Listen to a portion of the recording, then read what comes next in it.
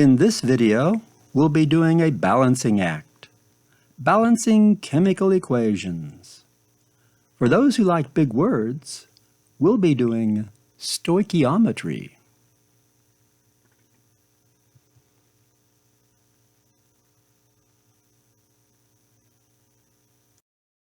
First, let's differentiate between a physical versus a chemical change. The melting of ice is an example of a physical change. Ice is composed of water molecules. So is a glass of water. When we melt ice, it changes from a solid state to a liquid state. But the water molecules don't change their identity. They're still water molecules. In the solid state, they're more rigidly held in place. In the liquid state, they're more free to move. The tearing of paper is an example of a physical change. When you rip a paper in half, you don't chemically change the paper. All you do is make two pieces out of the paper where formerly it was one. Likewise, bending steel with your bare hands is a physical change, not a chemical change. The content of the steel is still the same. You haven't chemically altered the steel. You've merely changed the shape. On the other hand, chemical changes involve the breaking of chemical bonds and the making of new chemical bonds. Let's start a fire. We need something that's combustible, like wood. We need to trigger a reaction between molecular oxygen and the organic molecules of the wood. When we ignite this reaction, the wood molecules react with oxygen from the air and we get ash, carbon dioxide, and water.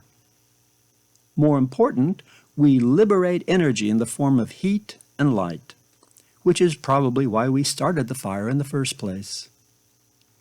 What we've done is broken old chemical bonds, and we've made new chemical bonds and new compounds, including carbon dioxide, water, and the ash residue. A fire is a chemical change. You rip a paper in half, and you have two pieces of paper instead of one. But you take a match and light the paper, it will combust. What you end up with is no longer paper. It's important to be able to write chemical reactions in a simplified way so that we can see the reactants and what they produce.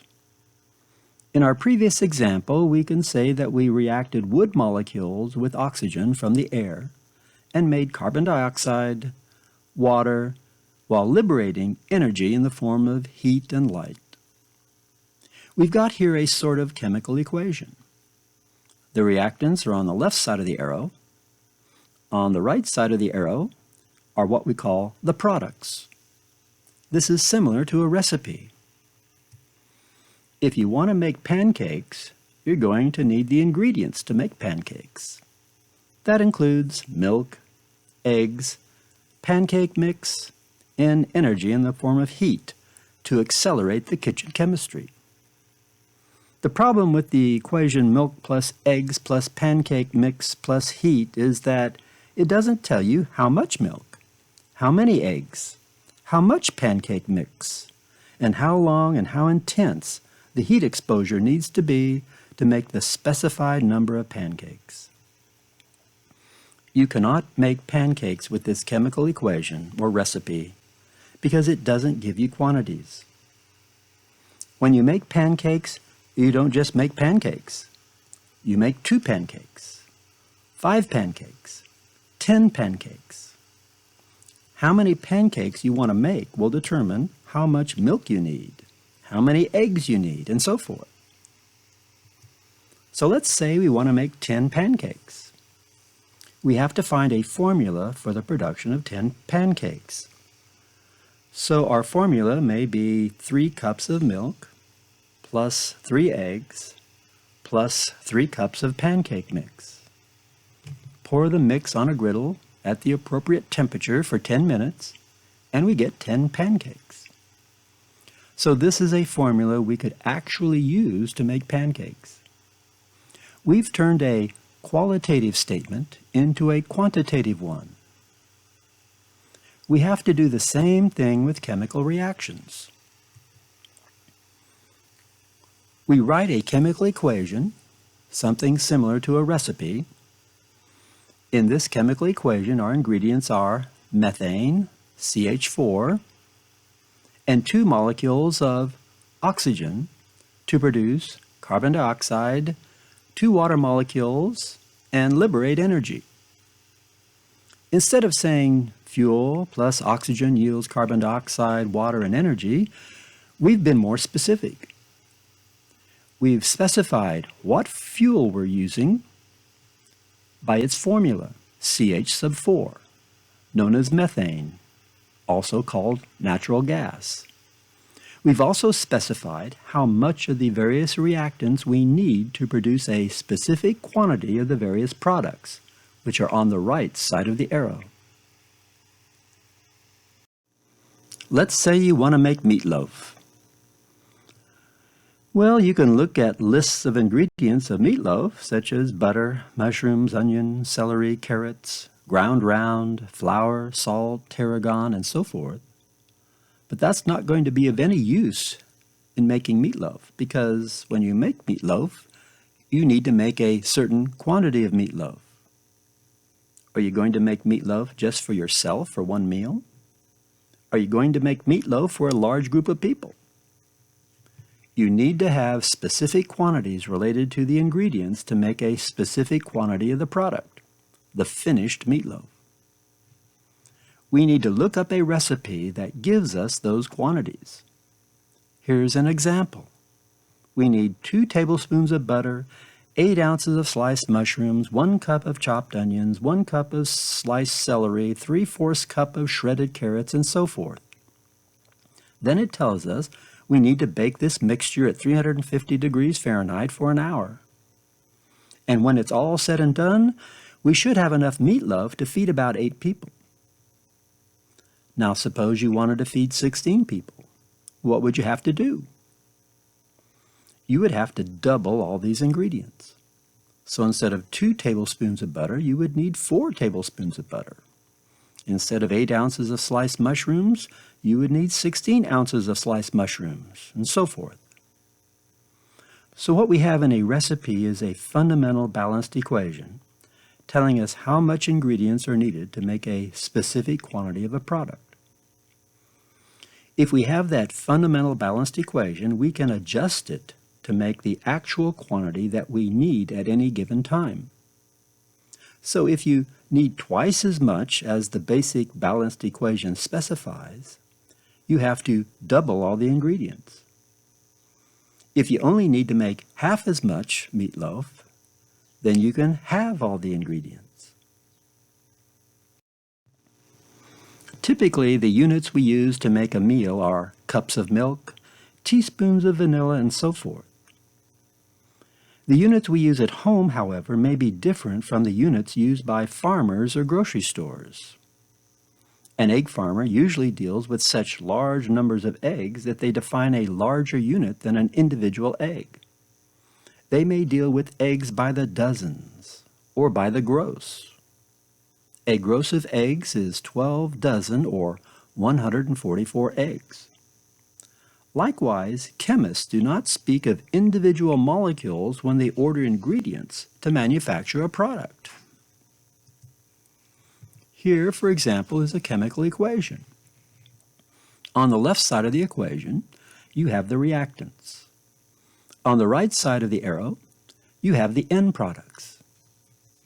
We could interpret this equation as saying that 1 molecule of hydrogen reacts with 1 molecule of chlorine to produce 2 molecules of hydrogen chloride. We could do that. However, no chemist would do that. If someone placed 2 molecules of hydrogen chloride on the tip of your finger, you wouldn't be able to see it. Molecules are too small. And besides, no chemist would want to manufacture only 2 molecules of hydrogen chloride. Instead, chemists speak in terms of moles when they talk about quantities of chemical substances. As a result, we can interpret this equation as saying 1 mole of molecular hydrogen reacts with 1 mole of molecular chlorine to produce 2 moles of hydrogen chloride. Just how much is a mole? It's a very large number. If you had 1 mole of pennies, you would be the richest person in the world. You could hire Bill Gates to be your butler. The number is so large that it's usually written in scientific notation. 6.02 times 10 to the 23rd power. That means you would move the decimal place to the right 23 places if you wanted to write this number out in long form. Another name for the mole is Avogadro's number, named after an early 19th century chemist. Although the mole is extremely large, atoms and molecules are extremely small. For example, if you had 1 mole of water molecules, you would have slightly less than 4 teaspoons of water. So chemists would interpret this equation as meaning 1 mole of molecular hydrogen reacts with 1 mole of molecular chlorine to produce 2 moles of hydrogen chloride, also known as hydrochloric acid. If you use 4 apples as ingredients to make an apple pie, there should be 4 apples in the finished apple pie. The apples should not mysteriously vanish unless you eat them before they get into the pie. The point is that we have to account for the ingredients in the finished product. The same thing is true with a chemical equation. On the left side of the arrow, you have your ingredients. On the right side, you have your products. Atoms are not created or destroyed in chemical reactions. They're merely reassigned partners. If you've started with 2 moles of oxygen on the left side of the arrow, you better end up with 2 moles of oxygen on the right side. If you have 3 moles of oxygen on the right side, you have magically created oxygen out of nothing, which is not permitted according to the law of conservation of matter. The law of conservation of matter states that we must have the same number of moles of each element on each side of a chemical equation. If you want to make meatloaf, you can say you need eggs and ground beef and butter and celery. But you also need to specify how many eggs, how much ground beef, how much celery, and how much meatloaf you're going to make. The ingredients ultimately will be in the meatloaf on your table. They don't magically disappear. And that's also true with a chemical equation. If there are 2 moles of iron in the end product, we're going to need 2 moles of iron as ingredients to make that end product. If we have 3 moles of oxygen on the right side of our arrow, we're going to need 3 moles of oxygen on the left side of the arrow. So our chemical equation here states that iron reacts with molecular oxygen to produce iron oxide. Before we can use this equation to actually manufacture iron oxide, however, we have to make sure that it's a balanced equation, that we haven't created matter out of nothing, or haven't inadvertently vaporized atoms into nothingness. Notice on the left side of the arrow, we have 2 moles of oxygen. But on the right side of this arrow, we have 3 moles of oxygen. Where did that extra mole of oxygen come from? Did you pull it out of your hat? Did it emerge from nothingness? We need to account for that extra mole of oxygen by adjusting the left side of our equation. we're allowed to adjust the relative quantities of the ingredients in order to produce a balanced equation. To do that, for example, we can add a 3 in front of the oxygen on the left side of this equation. By doing so, we now have 2 times 3, or 6 moles of oxygen on the left side of the equation. Well, that doesn't seem to help because we still have only 3 moles of oxygen on the right side. It would seem, at least at the outset, that we've made the problem worse. But we're not finished. We can add a 2 in front of the iron oxide on the right side of the equation. That multiplies the number of moles of each element that is present in the iron oxide. Since we started with our formula containing 3 moles of atomic oxygen, and we multiplied that by 2, the result is now a total of 6 moles of oxygen. So notice on each side of the arrow, we now have 6 moles of oxygen. But when we put the 2 in front of the iron oxide, it also applies to the iron, which means that we create 2 times 2, or 4 moles of iron on the right side. To compensate for that, we have to add a 4 in front of the iron on the left side. So now we have 4 moles of iron on the left side and 2 times 2, or 4 moles of iron on the right side. We have 2 times 3, or 6 moles of oxygen on the right side. On the left side, we have 2 times 3, or 6 moles of oxygen. We have what is called a balanced equation that we can actually use to make iron oxide.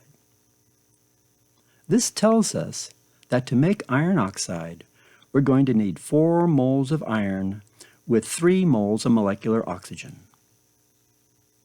As a result, we could produce 2 moles of iron oxide. Notice that when we balance the equation, we use only whole numbers in front of the various ingredients and products. And we also use the simplest whole numbers for the basic balanced equation. Suppose you wanted to make 4 moles of iron oxide. What would you have to do?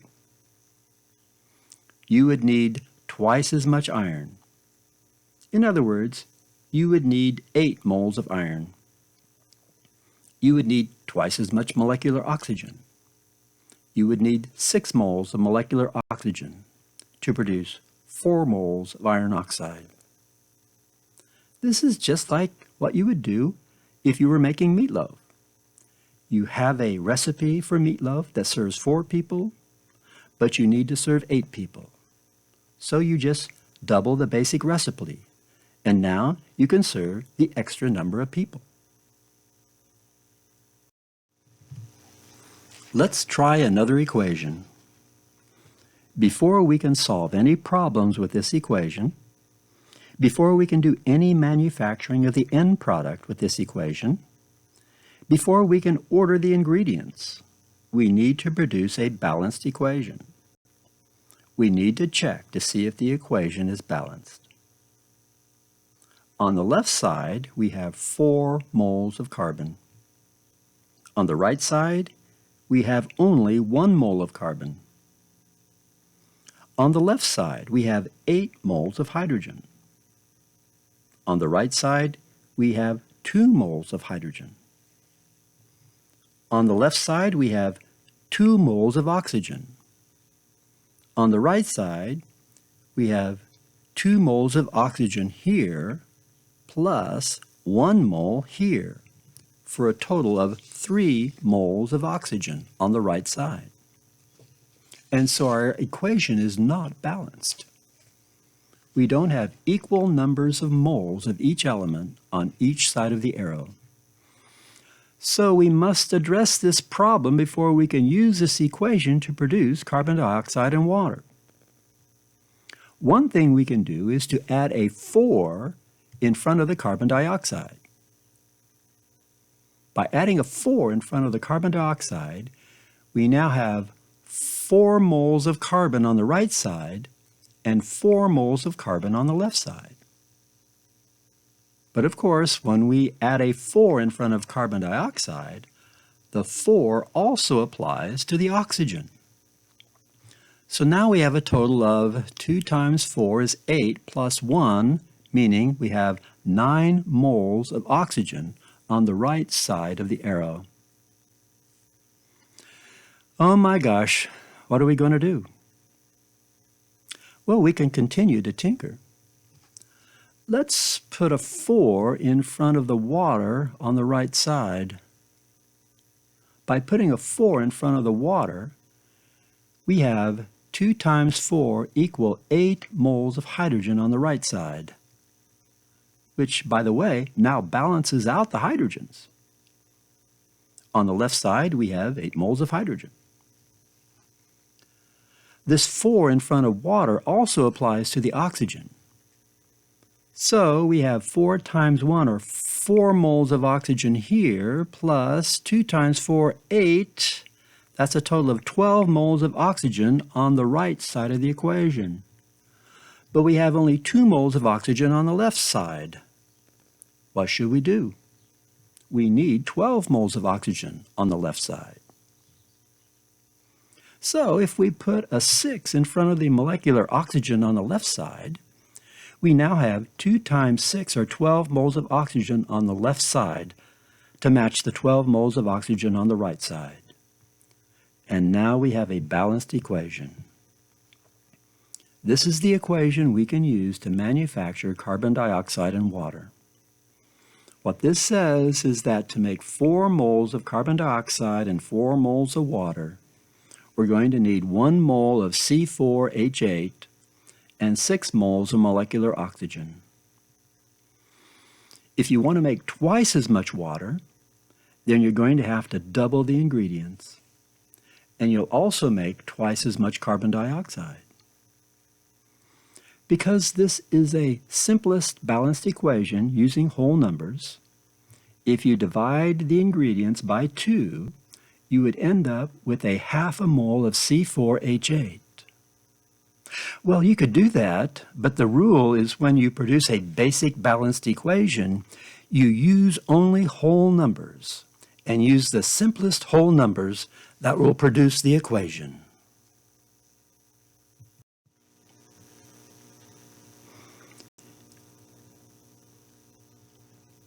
Here we have iron reacting with molecular chlorine to make iron chloride. The first thing you have to ask yourself is this equation balanced? On the left side, we have 1 mole of iron. On the right side, we have 1 mole of iron. So far, so good. But note on the left side, we have 2 moles of chlorine, but on the right side, we have 3 moles of chlorine. So we do not have a balanced equation. Somehow, magically, an extra mole of chlorine has appeared out of thin air on the right side. That is against the law of conservation of matter. So what should we do? Well, we can alter the relative quantities of the ingredients. One thing we can do is add a 3 in front of the molecular chlorine on the left side of the equation. Now, on the left side, we have 2 times 3, or 6 moles of chlorine. But we have only 3 moles of chlorine on the right side. So we're going to have to make an adjustment on the right side. Let's put a 2 in front of the iron chloride on the right side. Now, you may be thinking, why didn't you just change the 3 to a 6 and be done with it?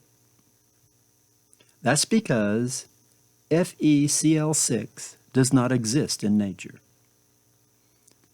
FeCl3 is the formula for the compound. You can't, on a whim, change the formula of a compound. You can change the relative quantities of a compound, but not its fundamental formula. So when we put the 2 in front of iron chloride, we're saying now we have 2 moles of iron chloride, but it's the same formula, FeCl3. But when we put a 2 in front of the iron chloride, notice what happened. We created an imbalance in the ions on each side of the arrow. On the right side, we have 2 moles of iron, but on the left side, we have only 1. How can we solve that? Easy enough. We just add a 2 in front of the iron on the left side. So now it says we have 2 moles of iron reacting with 3 moles of molecular chlorine to yield 2 moles of iron chloride. And we have the same numbers of moles of each element on each side of the arrow. We have a balanced equation.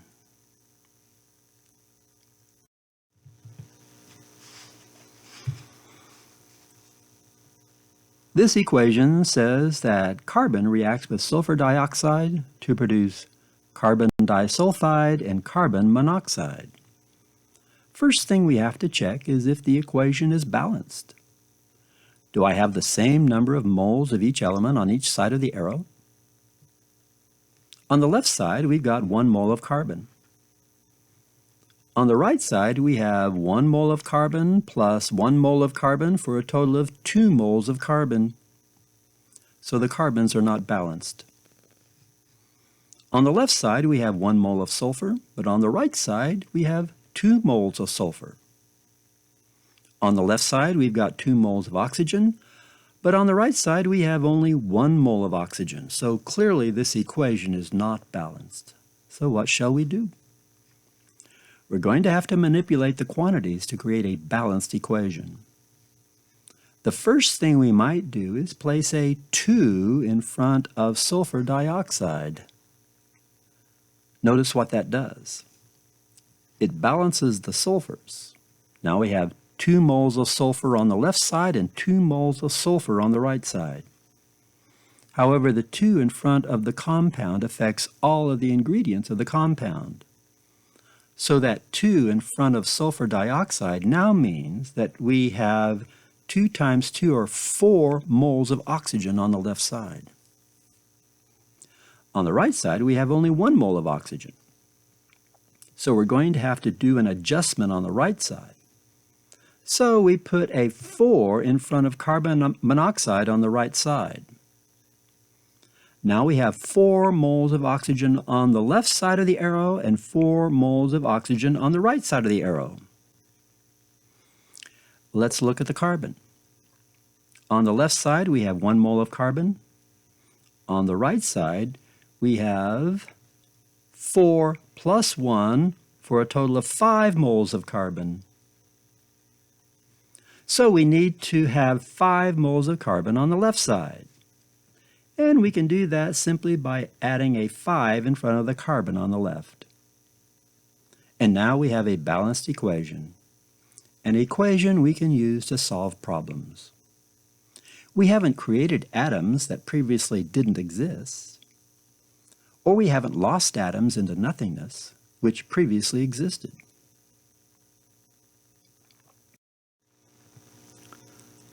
Bartender, let's have another equation. Aluminum plus molecular bromine produces aluminum bromide. Is this a balanced equation? On the left side, we have 1 mole of aluminum. On the right side, we have 1 mole of aluminum. On the left side, we have 2 moles of bromine. On the right side, we have 3 moles of bromine. So we're going to have to do an adjustment. Let's put a 3 in front of the bromine on the left side. The result is 2 times 3, or 6 moles of bromine on the left side. Well, that doesn't solve our problem yet because we have only 3 moles of bromine on the right side. But if we put a 2 in front of the aluminum bromide on the right side, we have 2 times 3, or 6 moles of bromine on the right side, which matches the 6 moles of bromine on the left. But in putting the 2 in front of the aluminum bromide on the right, we've also increased the number of aluminums on the right side, creating an imbalance. So we have 1 mole of aluminum on the left 2 moles on the right. What shall we do? Just add a 2 in front of the aluminum on the left. And now we have a balanced equation. An equation we can use to solve problems or to manufacture aluminum bromide. If you want to make 2 moles of aluminum bromide, you're going to need 2 moles of aluminum plus 3 moles of molecular bromine.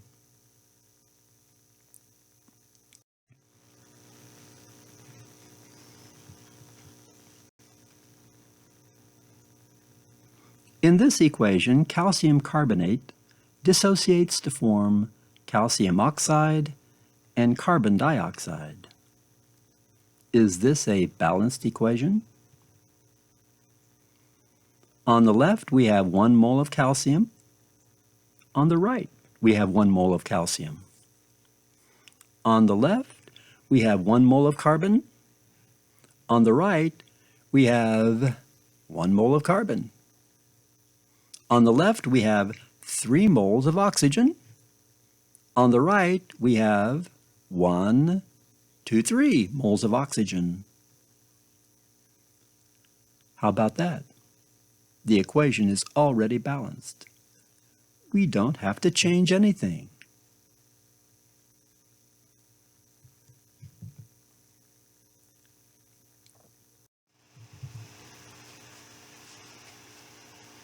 Here we have a bit more complex chemical equation. This says calcium reacts with phosphoric acid to produce calcium phosphate plus molecular hydrogen. This is a bit more complex because we've introduced parentheses. See the parentheses around the phosphate? The presence of the parentheses around those elements and a 2 following the parentheses means that this 2 applies to all the elements within the parentheses. It applies to the phosphorus and to the oxygen, but not to the calcium, which is outside the parentheses. Okay, so let's check to see if we have a balanced equation.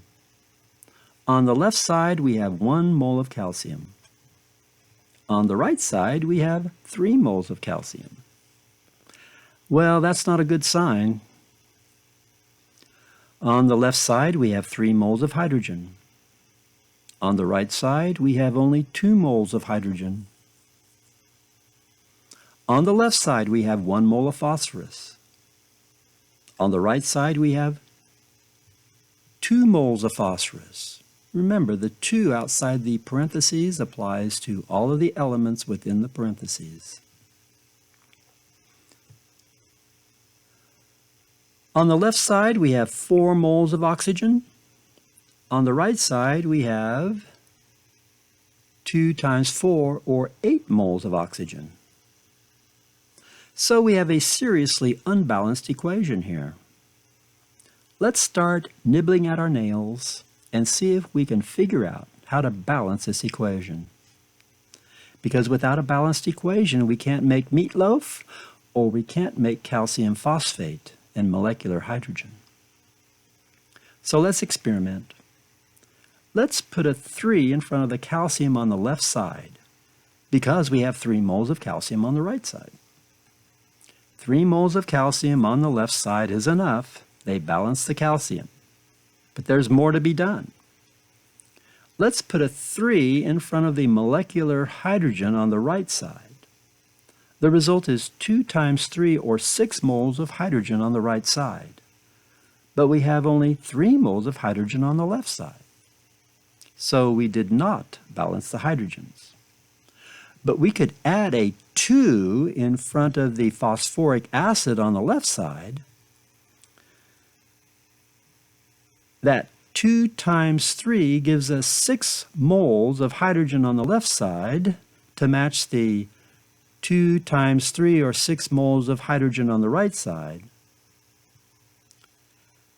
That also gives us 2 moles of phosphorus on the left side, which balances out the 2 moles of phosphorus on the right side.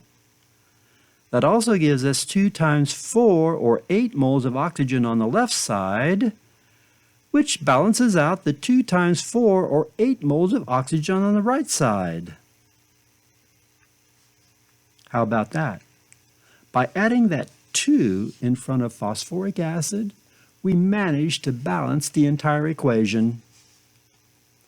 So what this says is that it will take 3 moles of calcium reacting with 2 moles of phosphoric acid to produce 1 mole of calcium phosphate plus 3 moles of molecular hydrogen. We've balanced the equation.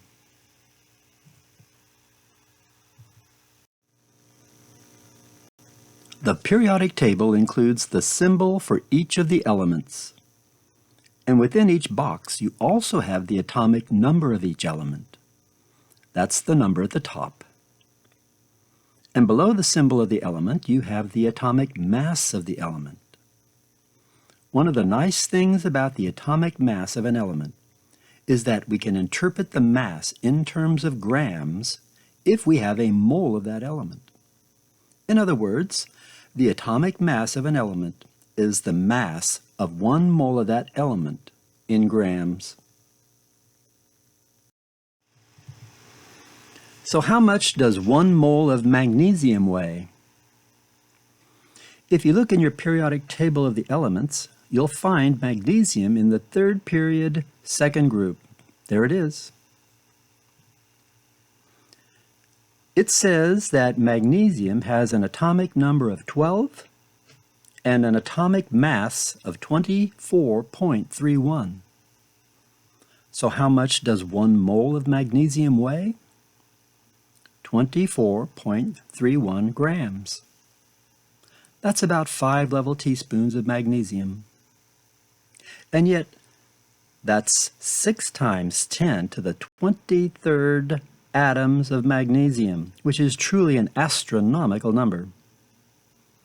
And yet we brought it down to earth, or teaspoons of magnesium, where it really isn't all that much. How much does 1 mole of chlorine weigh? Go to the periodic table of the elements. Note that chlorine is in the 3rd period, 7th group. There it is.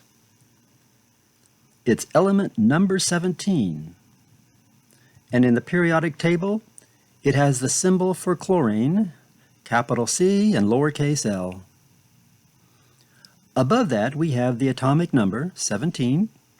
Below that, we have the atomic mass, which is 35.45.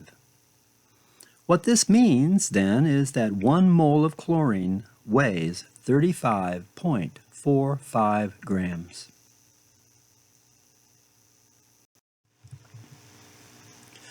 Here's a bit more difficult question. This involves a molecule.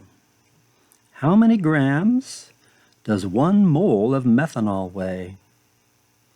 To solve this question, you need to know the formula for methanol.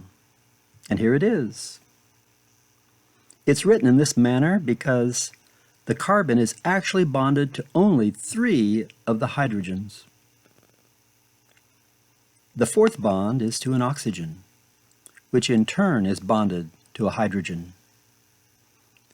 So in order to determine what 1 mole of methanol weighs, you have to determine how many moles of hydrogen, carbon, and oxygen are in 1 mole of methanol.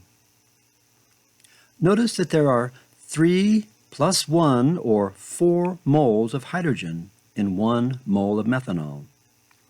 If you check the periodic table of the elements, you can see that 1 mole of hydrogen weighs 1 gram.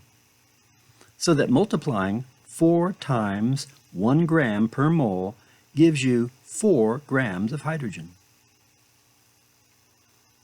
There is 1 mole of carbon in 1 mole of methanol, and in the periodic table, that tells you that 1 mole of carbon weighs 12 grams. So we have 12 grams of carbon. 1 mole of oxygen is present in 1 mole of methanol. The periodic table tells you that 1 mole of oxygen weighs 16 grams. So we have a total of 16 grams of oxygen in 1 mole of methanol. If we add these together, we find altogether that 1 mole of methanol weighs 32 grams. I'll drink to that.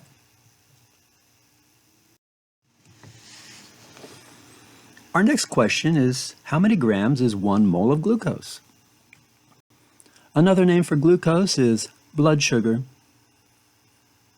The formula for glucose is C6H12O6. So if we want to know how many grams 1 mole of glucose weighs, we need to determine how many moles of the different elements are present in a mole of glucose. Let's see, there are 3 different elements in glucose: carbon, hydrogen, and oxygen. We have 6 moles of carbon for every mole of glucose. According to the periodic table, a mole of carbon weighs 12 grams, for a total of 72 grams of carbon in a mole of glucose.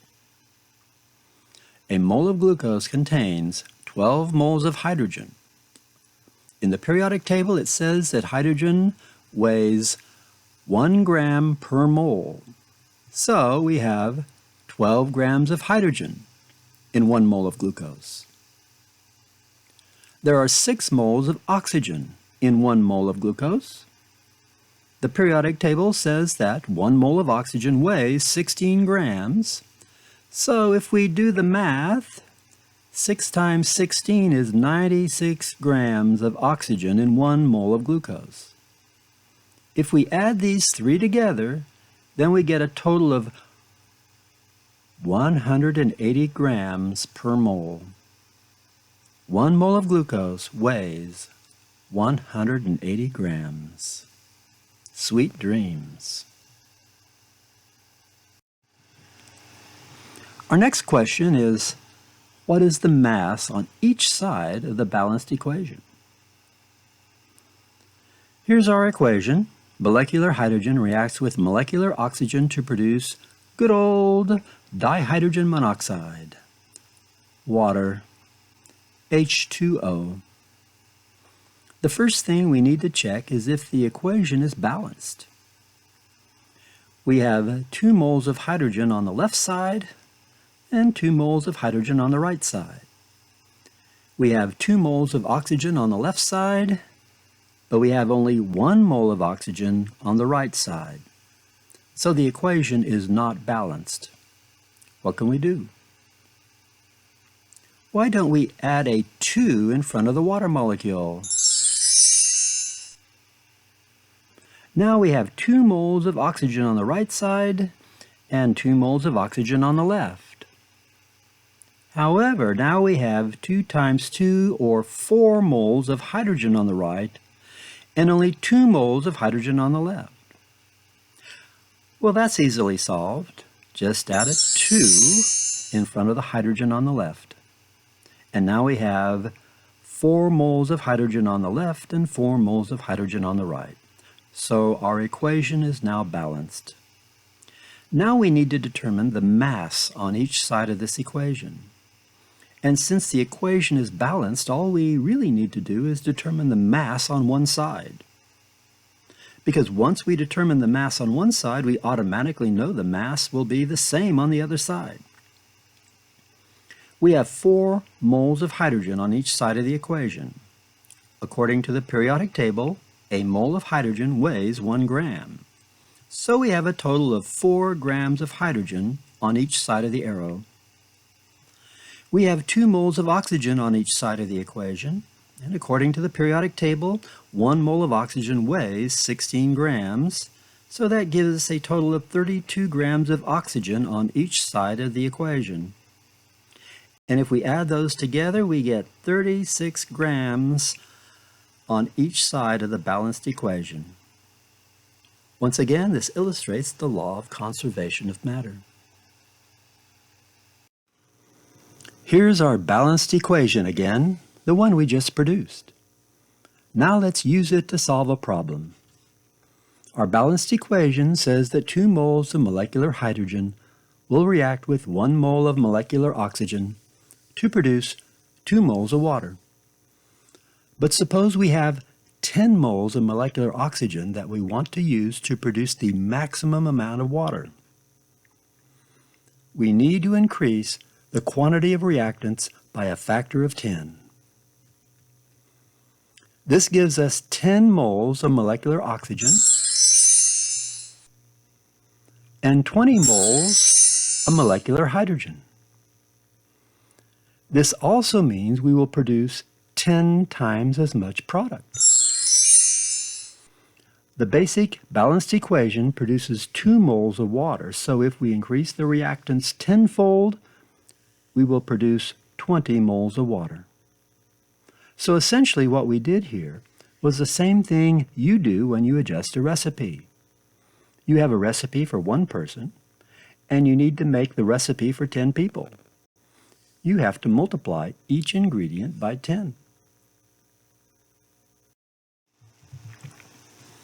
How many moles of carbon dioxide would we produce by reacting 5 moles of glucose?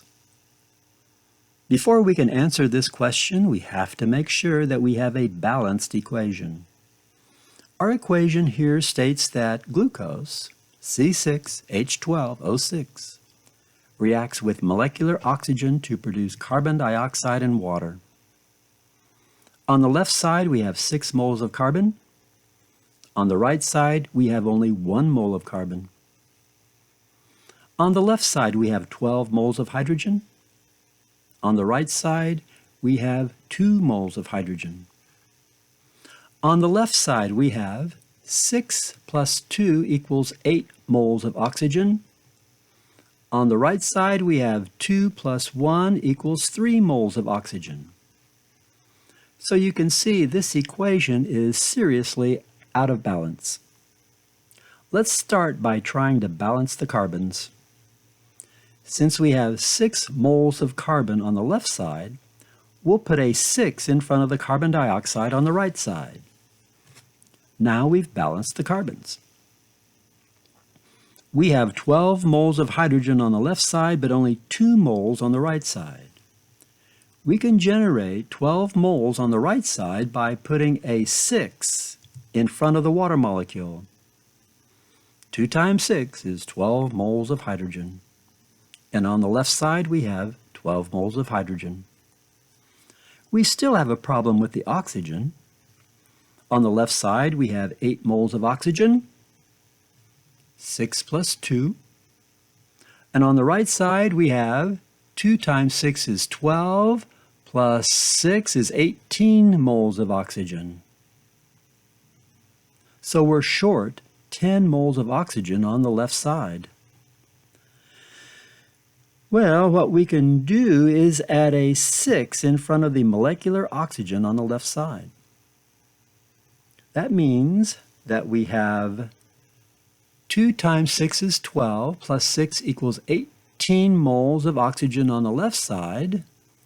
2 times 6 is 12, plus 6 is 18 moles of oxygen on the right side. So now we have our balanced equation. Once we produce the balanced equation, then we can determine how many moles of carbon dioxide would we produce by reacting 5 moles of glucose. Notice our balanced equation says that 1 mole of glucose will produce 6 moles of carbon dioxide. If you have 5 times that much glucose, then you will need 5 times that much molecular oxygen to produce 5 times that much carbon dioxide, which will also result in 5 times as much water. So our new formula says that 5 moles of glucose will react with 30 moles of molecular oxygen to produce 30 moles of carbon dioxide and 30 moles of water. So we just multiplied the balanced equation by 5. It's like saying you have a recipe for a meal for 1 person, but there's going to be 5 people to dinner. So you need to multiply all your ingredients by 5 to serve 5 times as many people. Before we break for lunch, let's determine how many grams is in 30 moles of carbon dioxide. Once again, you will need your periodic table of the elements to solve the problem.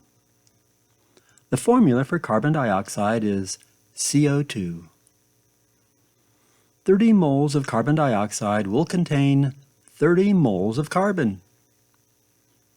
According to your periodic table, carbon weighs 12 grams per mole. So 12 times 30 is 360 grams of carbon in 30 moles of carbon dioxide.